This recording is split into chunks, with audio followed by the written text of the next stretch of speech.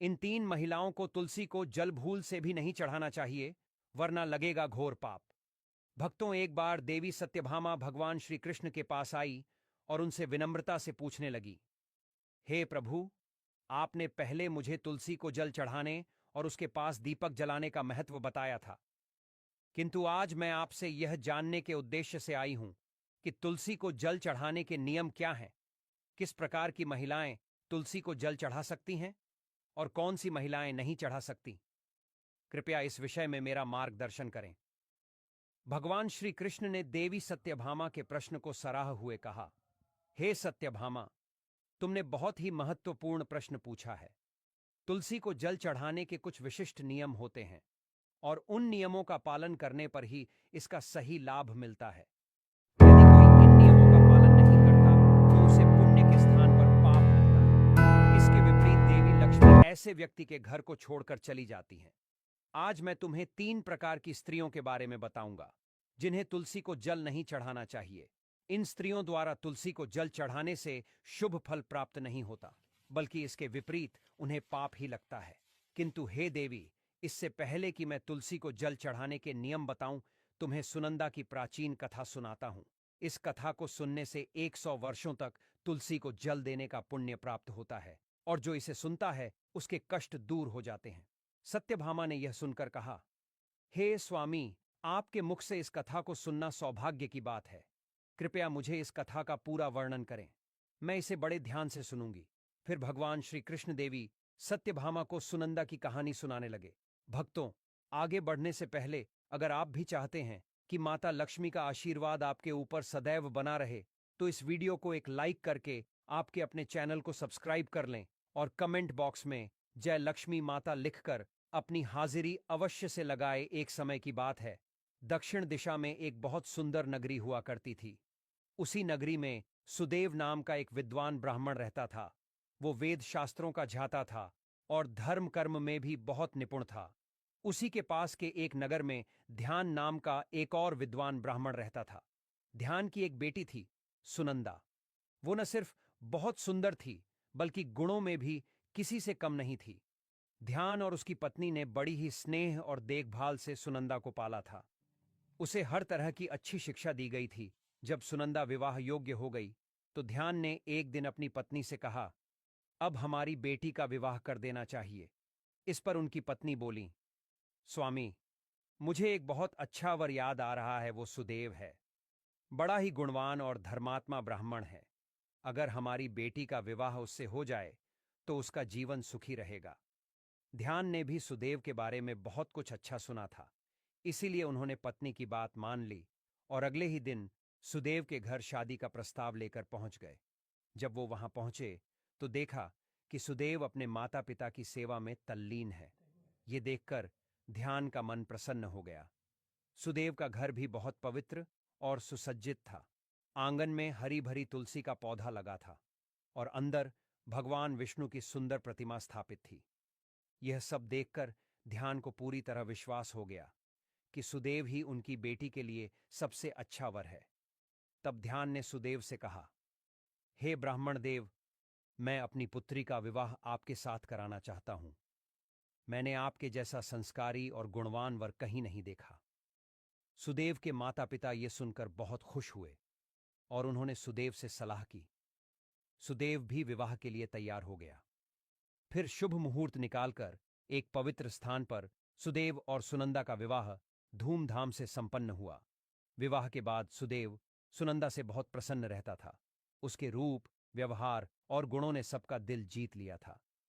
सुनंदा हर रोज सुबह सबसे पहले उठती, आंगन की सफाई करती, फिर स्नान करके तुलसी में जल चढ़ाती और भगवान विष्णु और मां लक्ष्मी की पूजा करती। पूजा के बाद वह भोग बनाती और उसमें तुलसी के पत्ते डालकर भगवान को अर्पित करती। वो अपने पति, सास और ससुर की सेवा पूरे मन से करती थी। उसकी मधुर वाणी और सेवा भाव से सब उससे बहुत खुश रहते थे। भगवान को भोग लगाकर अपने पति को भोजन कराकर ही वह स्वयं भोजन करती थी। सुनंदा के ससुराल में उसकी यह दिनचर्या और सेवा भाव देखकर हर कोई उसकी प्रशंसा करता। उसका जीवन संपूर्ण सादगी और भक्ति से भरा हुआ था। उसके आचरण और भक्तिभाव ने उसके घर के वातावरण को भी पवित्र बना दिया था। भगवान श्री कृष्ण ने सत्यभामा को यह कथा सुनाते हुए कहा, हे सत्यभामा, सुनंदा जैसी पतिव्रता स्त्रियों के कारण ही घर में सुख शांति और समृद्धि बनी रहती है। जो स्त्रियां नियम पूर्वक तुलसी को जल चढ़ाती हैं और पूजा करती हैं, उनके घर में देवी लक्ष्मी का वास होता है और उनका जीवन खुशियों से भरा रहता है। इसलिए हर स्त्री को यह ध्यान रखना चाहिए कि वह पवित्रता और सही नियमों का पालन करते हुए ही तुलसी की पूजा करे। सत्यभामा ने यह कथा सुनकर भगवान श्री कृष्ण को धन्यवाद दिया और उन्हें विश्वास दिलाया कि वह इस ज्ञान का पालन करेंगी। रात को वह पति के चरण दबाकर उसके सो जाने के बाद सो जाया करती थी। सुनंदा के अंदर एक पतिव्रता नारी के सभी लक्षण थे और वह अपने पति को ही परमेश्वर मानकर उनकी सेवा करती थी। सुनंदा ने कभी अपने पति के अलावा अन्य पुरुष के विषय में विचार नहीं किया। वह सत्य धर्म का पालन करने वाली और धर्म कार्य करने वाली पवित्र स्त्री थी। उसने कभी कोई अशुभ कार्य नहीं किया। सुनंदा के ऐसे सात्विक और सरल स्वभाव को देखकर मां लक्ष्मी उस पर मेहरबान थी। मां लक्ष्मी स्वयं चलकर उसके घर में आकर निवास करने लगी, जिससे सुनंदा के जीवन में सुख समृद्धि और भी अधिक बढ़ गई। भगवान श्री कृष्ण कहते हैं, हे देवी सत्यभामा देवी, लक्ष्मी उन्हीं स्त्रियों पर अपनी कृपा दृष्टि बनाए रखती है जो पतिव्रता होती है और जो सत्य धर्म का पालन करती है। सुनंदा के अंदर वे सभी लक्षण थे जो एक श्रेष्ठ पतिव्रता नारी के अंदर होने चाहिए। सुनंदा और उसके जीवन की यह घटना एक गहरी सीख देती है। जहां उसने अनजाने में एक भूल की जिसने उसके पूरे परिवार को संकट में डाल दिया।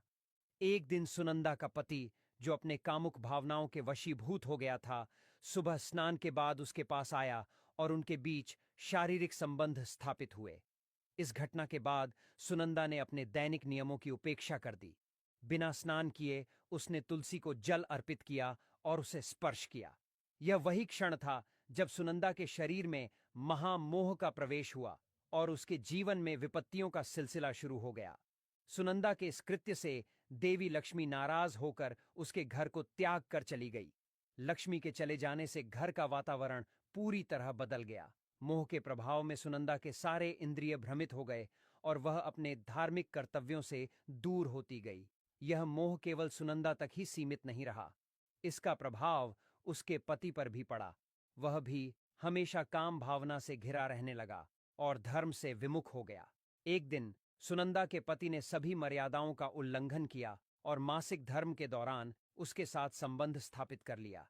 इस कृत्य से सुनंदा के शरीर में विद्यमान ब्रह्महत्या का पाप उसके पति में स्थानांतरित हो गया। इसका परिणाम भयावह था।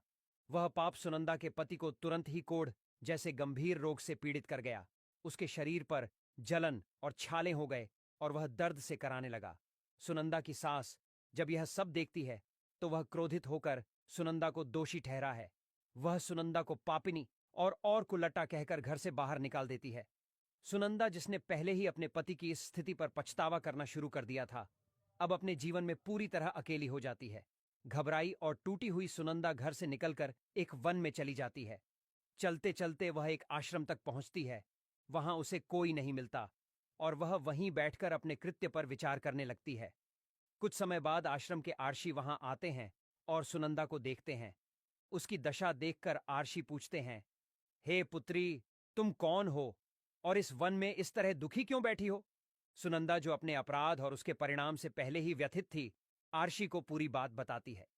वह कहती है, हे मुनिवर, मैंने मासिक धर्म के दौरान अपने पति के साथ संबंध बनाया और यही कारण है कि मेरे पति इस भयंकर रोग से ग्रस्त हो गए। मेरे कृत्य ने न केवल मुझे बल्कि मेरे पूरे परिवार को दुख में डाल दिया है। आर्षी, जो करुणा और ज्ञान के प्रतीक थे, उसे सांत्वना देते हुए कहते हैं, पुत्री, तुम चिंता मत करो। जो हुआ उसे बदला नहीं जा सकता, लेकिन उसका प्रायश्चित अवश्य हो सकता है। भगवान विष्णु की भक्ति और निष्ठा से किए गए प्रयास हर पाप का निवारण कर सकते हैं। आर्षी ने सुनंदा को उपाय बताया, तुम इस आश्रम में रहकर नित्य भगवान विष्णु की पूजा करो, तुलसी को प्रतिदिन जल अर्पित करो और गौ माता की सेवा